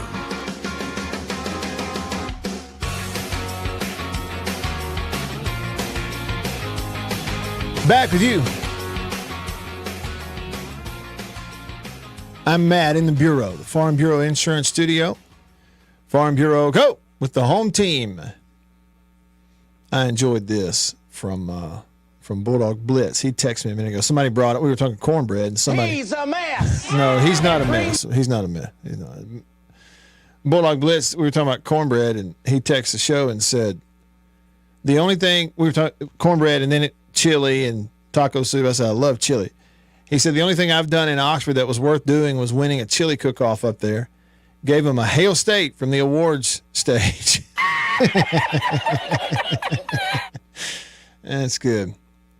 Flowtown Ghost said, reminds me I made deer chili over the weekend. Sounds like cornbread might have to be made soon, too. Yes, sir. Some of the best deer chili I've ever had. My college roommate, Paul Mooney, we were freshmen, I believe, in school. We were roommates that freshman year. He was offensive lineman at State from Collins, and we went home to go see his mom and daddy, and she made some deer chili. And I am not kidding you. I ate myself sick at his house. I ate too much. I ate so much of it that I made myself sick on it. It was that good. And Chris, thanks for sending it along. He sent us his own personal mac and cheese recipe, and boy, how does it look good. We'll read over that. RT mentioned his relative. What is it? His uncle, Shorty McWilliams. He said Shorty, he was 4-time All-SEC, played at Army with Doc Blanchard. Said Shorty was the first player ever paid to play college football. Army pretending to draft him for World War II only to play football, and he got paid. They were serious about it back then, huh? Grumpy said, Matt, when Shorty McWilliams was a freshman, he came to campus. Grumpy's dad showed him the grounds. They became friends for life. How about that? Isn't that cool? That is really cool. He went on to say, friends for life, and Grumpy's dad would drive to Meridian for lunch with him. Troll Tide texts the show. I think we're talking cornbread here. Says, that is one fine recipe from an outstanding young person. If y'all are wondering what we're talking about, in the first hour, I played an interview with a young lady here in my hometown of Tupelo. We go to church together. She's friends with my daughter named Olivia Chambers. And Olivia competed in a cook-off, a cornbread cook-off at the National Cornbread Festival earlier this year and finished in the top 10. And it's a really neat story. It's very good cornbread. And Troll Tide said that's one fine recipe. Outstanding young person. My twist on cornbread is instead of bacon, cook 3/4 cup or so of your favorite country pleasing sausage. Empty it from the casing. Cook it in a skillet. Then leave any grease in the skillet. Then prepare as usual. Oh, come on then. So you're saying you make the cornbread in a skillet in sausage grease. That sounds phenomenal. And Bulldog Blitz says that he graduated high school with Paul's wife, Lauren. Glad she's doing better. Boy, I am too. I really am too. So thankful. All right. More Bully on line 1 of the Divinity phone. What's up, More Bully? Matt, what's going on? Not much. How are you? I'm wonderful. So, I don't know if I've hinted to you or not, but do you know what my wife and I's hobby is together? I don't. No, I think. No, I don't guess you've mentioned it to me. We cook. Really? Okay. And one thing that we say is recipes are just idea starters. Mm-hmm. So we fool around with and get them where we want them. And one of her specialties is spaghetti, and the other one is broccoli cornbread. Ooh, okay. Have you heard of broccoli cornbread? I don't think I've even heard of that, but I like the sound of it. Broccoli cornbread's base is not milk, it's sour cream, which gives it a different consistency. Okay. But, ooh-wee. Yeah. It's some kind of good. It sounds good. It really does. And then my specialties are several different soups, including some of the best chili I can throw on you. Bring that on. So, all right. What I'm going to do is you're going to tell me when you're coming back to Jackson. Okay. And me and you and Beaver are going to have a lunch after the show. Okay. With my chili and my wife's broccoli cornbread. Yes, I'm all for it. I'm all for this idea. I've heard you do a lot of talking. I've heard you do a lot of talking in our short time of knowing each other more, Bully. This is the best thing you've ever said. I think I said I like your show one time. Well, but that was Pretty sarcastic. Sure. That was sarcastic. Or at least I took it that way. I took it sarcastically. So. Do you like deviled eggs? Sure, yeah. She can throw some of that on you, look, too. When it comes to me, More Bully, you don't have to ask those kinds of questions. Don't ask. I forget you're not Brooks. Do you like this? Do you like, I mean, I will eat and like just about anything. Hey, let me tell you what I liked. The last time that I was in the Jackson-Madison area, I went to see Jonathan and the folks at Divinity Equipment. This was right around Thanksgiving. And one of the guys who works there, they were having a meal and I got to partake. And his wife made this a boudin type of thing, but not like in a casing. It's a big bunch of it in a crock pot. Have you ever heard of anything like that? Ooh. No, I haven't. Okay, it was this. It's basically what it was. It was like not in something. It's all of what's inside of the boudin in a huge crock pot. Well, they didn't eat all of it, so they sent me home with a little Tupperware full of it, and I ate on that stuff for like a week, and it was some kind of fine. I wish I had some more of it right now. Yeah. Well, I'm gonna bring y'all some samples. Okay. We'll cook one day when you're coming. All right. And we'll sit down somewhere and eat. All right. I'll be looking forward to it. All right, man. Appreciate you. All right. See you, brother. See you, man. Call me anytime. More Bully with the offer, and I think he was serious about it. Well, 5 years ago, Mike Leach, God rest his soul, he was serious, although they didn't take him seriously, when he was telling you how silly this 4-team playoff deal is. 5 years ago, it's our duty as college football fans to realize he was right, whether they paid any attention to him or not. Here's what Mike Leach said 5 years ago. Is the mind-numbingly short-sighted notion that 4 teams for a playoff, somehow establishes something, and that's a very clever approach. I mean, that's such a brilliant approach. That's why everybody does it that way. Nobody does it that way. I mean, if we were so smart, wouldn't all the other sports say, I don't know what, let's have a committee. Because why not? Because, we're American. We love committees. let's get us a committee. Well, who should be on the committee? Well, I don't know. This guy's a good guy. Let's have him on the committee. Well, I mean, there's people on the committee that don't even have remote associations with football, nor have they at any level other than being a fan. But you know what? Let's have them on a committee. Why not? And then, I mean, it'd be fun. We'd go to that resort. We could talk. We could hang out at dinner. And then we'll decide which 4 teams should go. Because you know why? We don't need to solve this on the field. Because we're the ones that know. And then,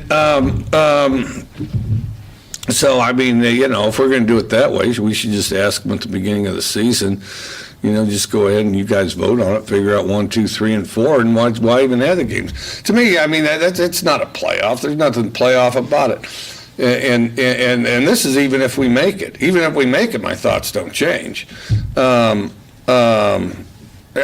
mean, how can you call it a playoff when there's 4 teams? Conference champions don't even necessarily make the playoffs because you know why? Because the committee knew better. He's so right. He's so right. Conference champs don't even make the playoffs. You know what? The committee knew better. Let me ask you this.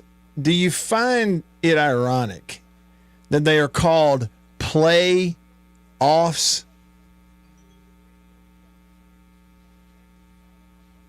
You find that ironic?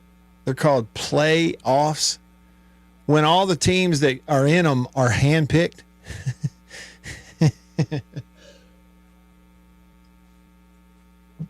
Florida State goes 13-0. They played 13 games, won all of them, won their conference, Power 5, not in. Why? Committee says Alabama's better. They are? Why? They don't have as good a record. They're better though. They're the best team. And again, people were still commenting on the live stream the last couple of days, long after the show was actually over, and that's fine. And somebody said, "It sounds like Matt, you don't like the idea of them not taking the most deserving teams." Well, no, they've said it. We're going to put the best 4 teams. So you're telling me that Georgia's not one of the best 4 teams?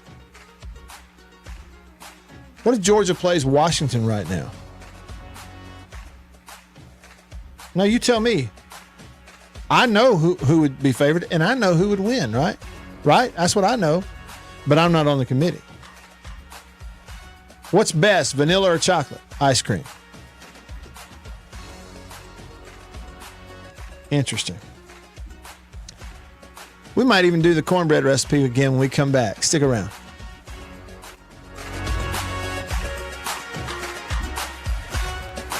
Have you ever wished for one product that would clean and shine almost everything in your house? Here it is, Clean and Shine. Like magic, Clean and Shine leaves a nice shine on fine wood furniture, so you don't need furniture polish. It cleans and shines mirrors, so you don't need glass cleaner for mirrors. It cleans and shines refrigerators, like this kitchen product. Even countertops, tile, and vinyl. Try new Clean and Shine, the foam that cleans and shines almost everything in your house. Someday when people look at me, they'll say, there goes Roy Hobbs, the best there ever was.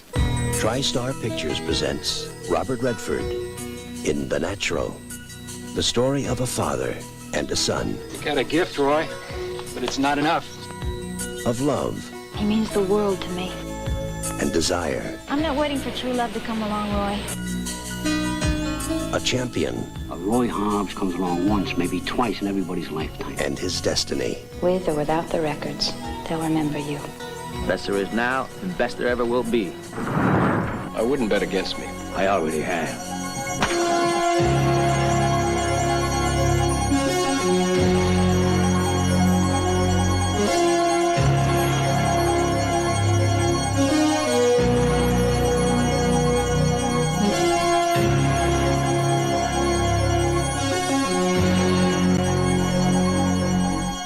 Robert Redford, Robert Duvall, Glenn Close, Kim Basinger, Wilford Brimley, Barbara Hershey, Robert Prosky, and Richard Farnsworth as Red. The Natural,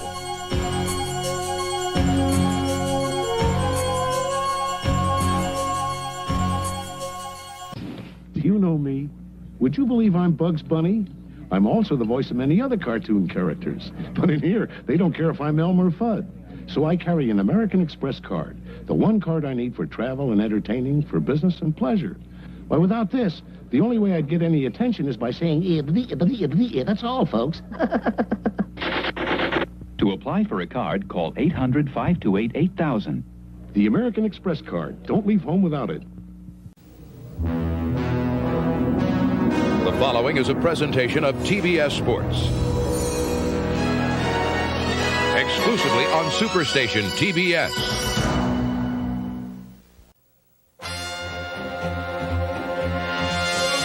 Superstation TBS presents the Atlanta Braves, America's team. Atlanta Braves baseball is brought to you by Budweiser. Beechwood aged for that distinctively clean, crisp taste that makes Budweiser the king of beers. This Bud's for you. By the official airline of the Atlanta Braves, Delta. We love to fly, and it shows. And by Eckerd Drugs, America's family drugstore.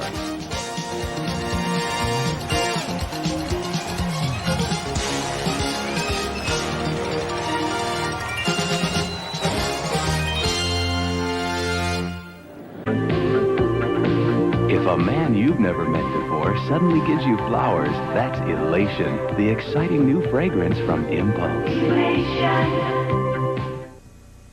Thursday, it's Cosby starting off a night of family fun. And leave it to Family Ties to keep the laughs coming. Oh, no. What are we going to do? Everything's under control. Then on Cheers, will Norm fink on a friend to get a promotion? Yes, yes. And the fun continues with Night Court. I'm here to strip for Dan Fielding. Thursday. Oh, what a meal, oh. Hamburger Helper Lasagna. For your family. Authentic Italian taste. Hearty robusto. But not too spicy, eh? Hamburger Helper Lasagna turns your plain hamburger into a delicious Italian meal with authentic Italian taste. Curly Italian noodles, rich tomato sauce, and a better blend of spices. Live at thezone1059.com. All right, back with you. I'm Matt in the Bureau, the Farm Bureau Insurance Studio, Farm Bureau Insurance. Go with the home team. I got a text here from David. He said, playoffs. It's ironic they call it college football a playoff because you really get picked, right? Playoffs. He says, same as your financial advisor being called a broker. It really, yeah. I mean, it's kind of the same way. All right, listen. Calling an audible at the line of scrimmage for our hour two listeners that didn't get to catch it in the first hour. Food is more important than sports. And that means that on a day like today, when some people are still talking about the playoffs and the transfer portal and coaching hires and the NCAA president proposing a new model for a subdivision of Division I, major news. All of that pales in comparison to some of the country's best cornbread. It's some of the best cornbread I've ever tasted, and it's made by a 12-year-old girl here in our town of Tupelo. We go to church with her. Her name's Olivia Chambers, who participated in her age group as a finalist, a top 10 finalist at the Cornbread Cook-Off, the National Cornbread Festival in Tennessee earlier this year. And I had a chance to talk with her, and she talks about her recipe. And I tweeted, as you listen to this, I tweeted the recipe. It's out there on Twitter right now. I'm at Radio Wyatt. And here's that interview with a star cook and all about her experience at the National Cornbread Festival. Describe for me the experience going to the cornbread competition. Okay, so I saw the notice in the county newsletter about the competition in February, maybe. Looked into it, and I started working on the recipe and cooking it, practicing cooking it. And we submitted the recipe, and I got chosen as one of the top 10. So we went to Tennessee. Well, we practiced cooking it several times, the plating, and we went to Tennessee, and we got there the day before, and we kind of walked around the festival, just had fun, enjoyed it. And then the next day we got all of the ingredients ready in the hotel room out, and then we took them to the contest and got seats and got everything ready to get started, and kind of looked around, saw what we were going to be doing, where we were going to be cooking. And I was in the second half, so 5 of us cooked first, and then the other 5 of us cooked second. And so I was in the 5 that cooked second, so I got to see the first 5 cook before me, and that was helpful.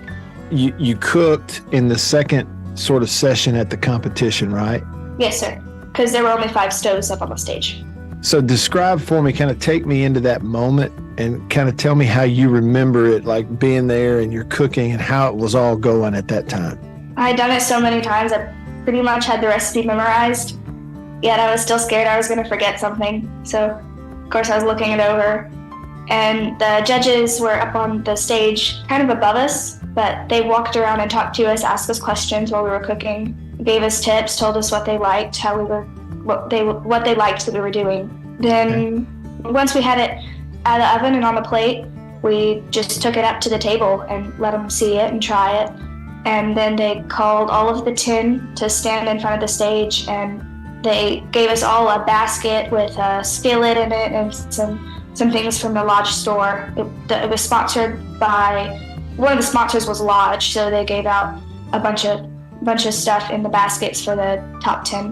What was it like watching these judges taste and eat the cornbread that you made? What was that like? I think I was trying not to watch, but I knew that I had done it so many times, and I didn't think I had done anything wrong. So I wasn't too nervous, but some of the others looked really, really nice. And yeah, it was really fun. As far as like where you placed and in what group, like what was the final result? So there was the first, second, third, and I was an honorable mention. Awesome. And that was that in your age group or like overall? It was 4th through 6th grade for the 10 of us. We were 4th through 6th grade. What can you tell me about your recipe of cornbread, and like, is it a secret? Do you keep it a secret? I do not. Okay, so what's your recipe for cornbread like?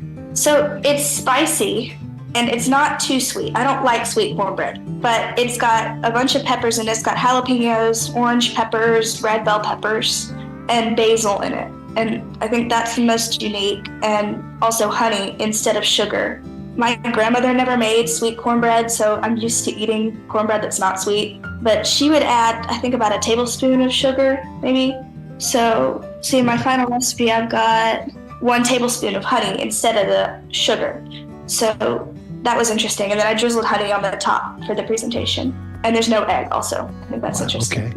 You know, I've tasted it before, so I know how good it is, but it sounds so good when you describe it. Drizzling honey over it, which is something that I don't think I've ever heard that before with cornbread. That is so unique. How'd you come up with that? I wanted to do something other than just putting sugar in it, if I was going to put sugar in it. So I decided I was going to add a little, and I didn't want to just put sugar in it, so I was thinking about things I could do instead of sugar. And I thought honey, because that's used in a lot of things instead of sugar. And my mom wasn't too sure about it. And just let me try it one time and see how it turns out. That's what we did. Have you always cooked? Have you always liked cooking? I have. Pretty much since I was little, I would watch cooking shows. My mom says I don't remember watching cooking shows when I was really little, but she said I love to. And I do. I've always loved to cook, yes. I made it for my school class Thanksgiving feast. And what was your family's reaction to not only the cornbread when they ate it and tasted it, but to the competition and everything? Well, when my mom found out I was in the top 10 while I was at school, so she found out before I did, obviously, but she came and picked me up and I had no idea. And we were driving and then we stopped and she gave me a card and there was a balloon floating around in the car. And I was like, what in the world is going on? I didn't think a thing about it. I had no idea that's what it was going to be.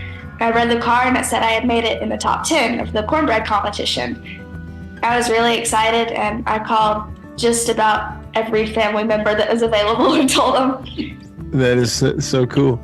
So I guess if there's anybody who hears this and if you have a tip or advice for them in making cornbread or just cooking in general, what would that be? Oh, wow. I have no idea. I will say that the judges said they liked the way I tested the batter in the skillet. I put the skillet in the oven with the oil in it to let it heat up. And then I put a little batter out of a spoon into the hot oil in the bottom of the skillet to see if it was ready. The oil was hot enough to put the batter in. And one of the judges was watching me, and they said that they liked that. And they also liked the way I chopped the peppers. Well, I really appreciate you sharing your story with me. First of all, congratulations. Thank you. It's as a huge cornbread fan, I just want to say, when you gave me some and I tasted it, it's some of the best cornbread I've ever had, hands down. Thank you. I wasn't joking when I said if you would like to make me some, I'm happy to buy it from you.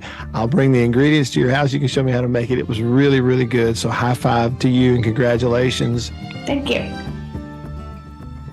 All right. Hope you enjoyed that conversation with Olivia Hope Chambers, 12-year-old, Tupelo, Mississippi, specifically Belden. That was earlier this year. She entered and was chosen, got to go up to Tennessee, compete at the National Cornbread Festival. In her age group, one of the 10 in her age group who cooked live for the judges, and then they tasted it and everything. And it is some more fine cornbread too. And that recipe is on Twitter right now. I'm Radio Wyatt, and with her permission, I posted it earlier. You can go try it out. And many have commented that we may, our future here, we may be in good hands after all, with young ones like Olivia coming along. RT texted the Country Please and text line, says Olivia is the brightest elementary student I've ever heard talk. She is an excellent speaker, and she is exceptional. I said this earlier. We maybe everybody feels this way about the kids in their church, but our church, First Baptist in Tupelo, we have exceptional kids of all ages in that church. We are really, really, really fortunate. Yeah, okay, and the recipes out there. Jalapeno, bell pepper, orange peppers cut up in there. Just a teeny tiny little bit of honey in there and drizzle it with honey at the end of it. Whew. Come on with that. Hey, and also, this is, we got just a little bit of time left, so let's get this in here. I mentioned to you earlier that within the last hour, if you're listening live, middle of the day, within the last hour, Mississippi State football tweeted that Greg Knox was going to be staying, and he is on the staff in a position there that's sort of like former player liaison, but also sort of on and off field development. Jason Washington, same thing. Jason Washington came to State under Mike Leach and was running backs coach last year, transitioned to an off-field position. He's staying as well. So Jason Washington has been named Director of Life Skills and NFL Liaison, as well as a leader of the new dog program with Coach Knox as well. DAWG, you can read about it all right there. Football Alumni Outreach. I think that's really, really smart. All right, that'll wrap it up for today's show. All of us here in the Bureau, the Farm Bureau Insurance Studio for Beaver, I'm Matt. We'll do it again tomorrow. Same time, same place. We'll see you then.